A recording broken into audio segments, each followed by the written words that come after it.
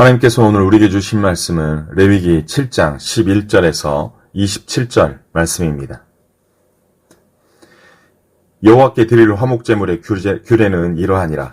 만일 그것을 감사함으로 드리려면 기름 섞은 무교병과 기름 바른 무교전병과 고운 가루에 기름 섞어 구운 과자를 그 감사제물로 함께 드리고 또 유교병을 화목제의 감사제물과 함께 그 예물로 드리되 그 전체 예물 중에서 하나씩 여호와께 거제로 드리고 그것을 화목제의 피를 뿌린 제사장들에게로 돌릴지니라. 감사함으로 드리는 화목제물의 고기는 드리는 그날에 먹을 것이요 조금이라도 이튿날 아침까지 두지 말 것이니라. 그러나 그의 예물의 제물이 서원이나 자원하는 것이면 그 제물을 드린 날에 먹을 것이요 그 남은 것은 이튿날에도 먹되 그 제물의 고기가 셋째 날까지 남았으면 불사를지니 만일 그 화목제물의 고기를 셋째 날에 조금이라도 먹으면 그 제사는 기쁘게 받아들여지지 않을 것이라. 드린 자에게도 예물답게 되지 못하고 도리어 가증한 것이 될 것이며 그것을 먹는 자는 그 죄를 짊어짐이라. 그 고기가 부정한 물건에 접촉되었으면 먹지 말고 불사를 것이라. 그 고기는 깨끗한 자만 먹을 것이니 만일 몸이 부정한 자가 여호와께 속한 화목제물의 고기를 먹으면 그 사람은 자기 백성 중에서 끊어질 것이요 만일 누구든지 부정한 것 곧 사람의 부정이나 부정한 짐승이나 부정하고 가증한 무슨 물건을 만지고 여호와께 속한 화목제물의 고기를 먹으면 그 사람도 자기 백성 중에서 끊어지리라. 여호와께서 모세에게 말씀하여 이르시되 이스라엘 자손에게 말하여 이르라. 너희는 소나 양이나 염소의 기름을 먹지 말 것이요 스스로 죽은 것의 기름이나 짐승에게 찢긴 것의 기름은 다른 데는 쓰려니와 결단코 먹지는 말지니라. 사람이 여호와께 화제로 드리는 제물의 기름을 먹으면 그 먹는 자는 자기 백성 중에서 끊어지리라. 너희가 사는 모든 곳에서 새나 짐승의 피나 무슨 피든지 먹지 말라. 무슨 피든지 먹는 사람이 있으면 그 사람은 다 자기 백성 중에서 끊어지리라. 아멘. 오늘과 내일 묵상할 본문인 레위기 7장 11절에서 36절까지는 화목제에 대하여 추가한 말씀입니다. 화목제의 히브리어는 제바흐 샬라밈입니다. 샬라밈은 샬롬과 관계됩니다.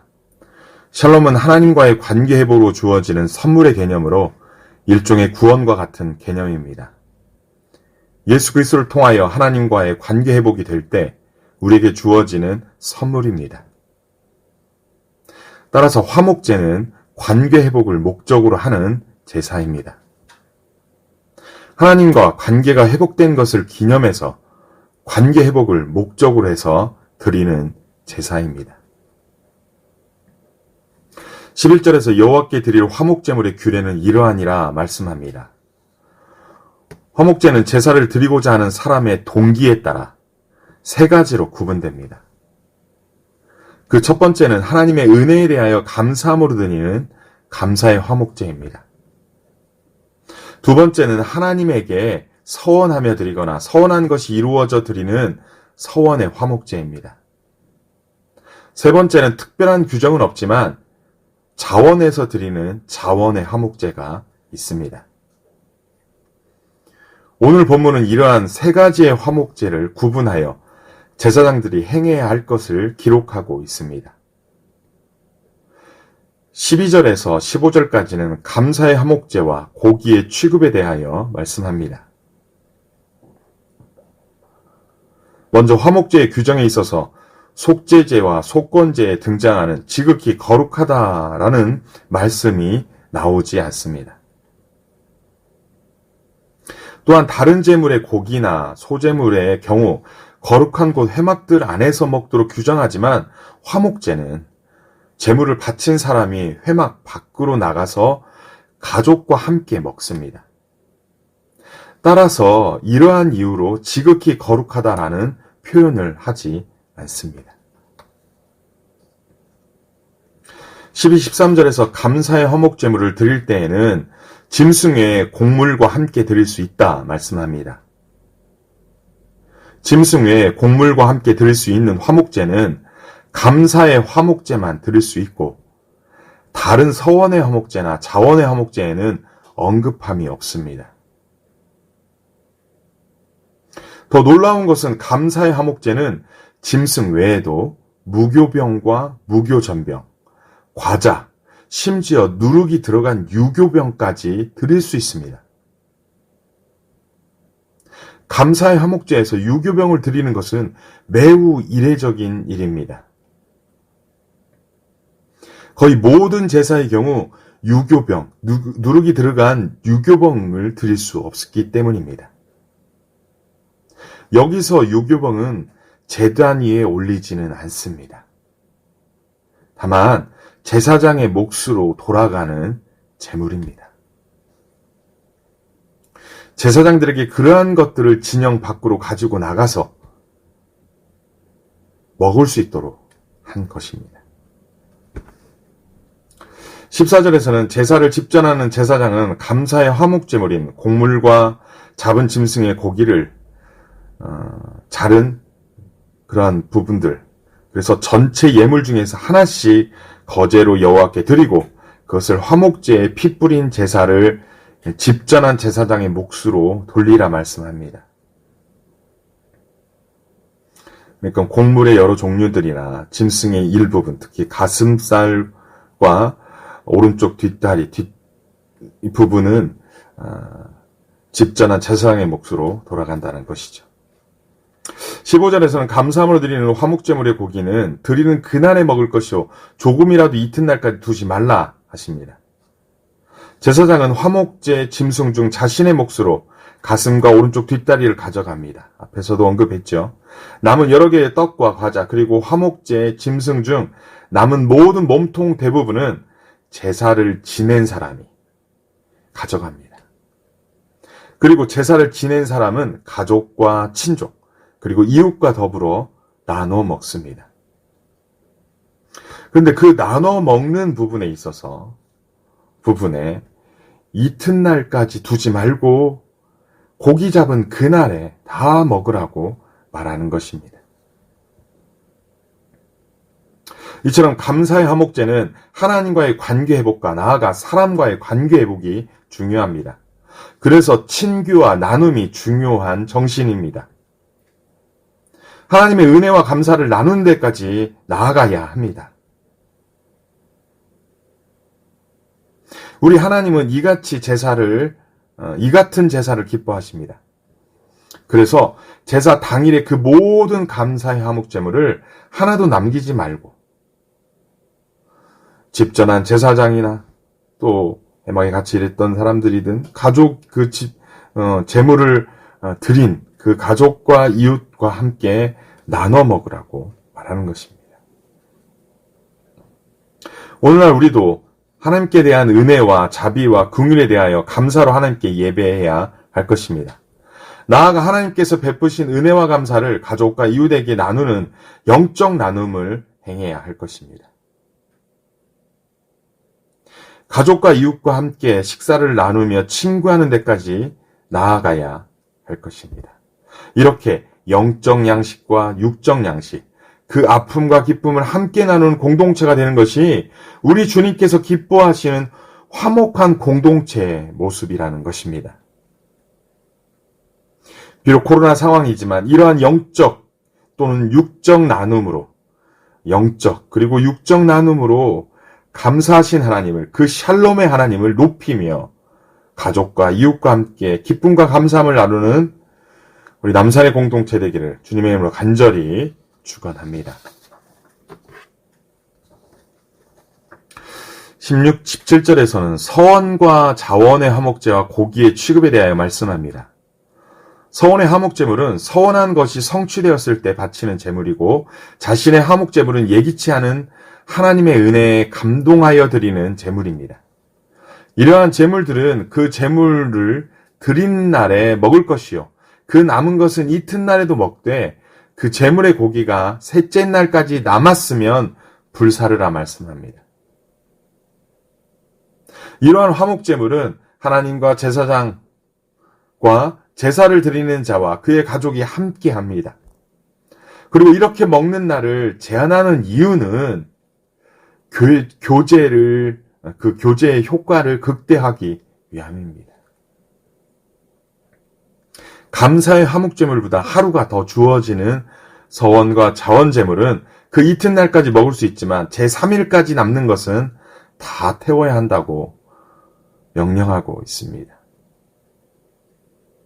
18절에서 그 화목제물의 고기를 셋째 날에 조금이라도 먹으면 그 제사는 하나님께서 기쁘게 받아들이지 않을 것이라 말씀하십니다.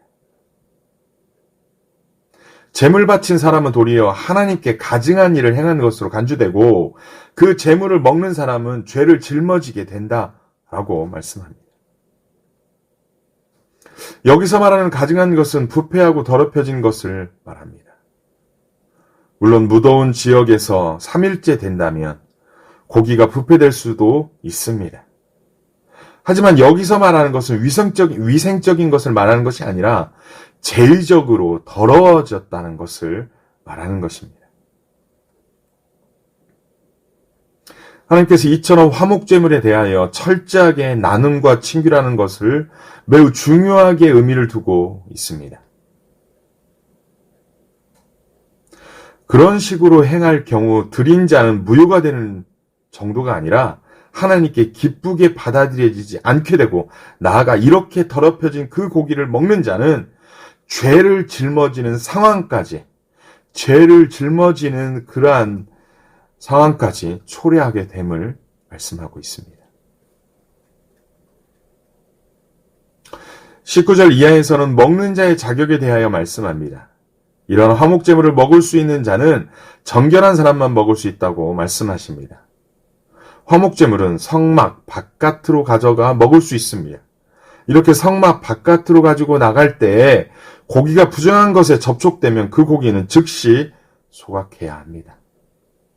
불태워야 합니다.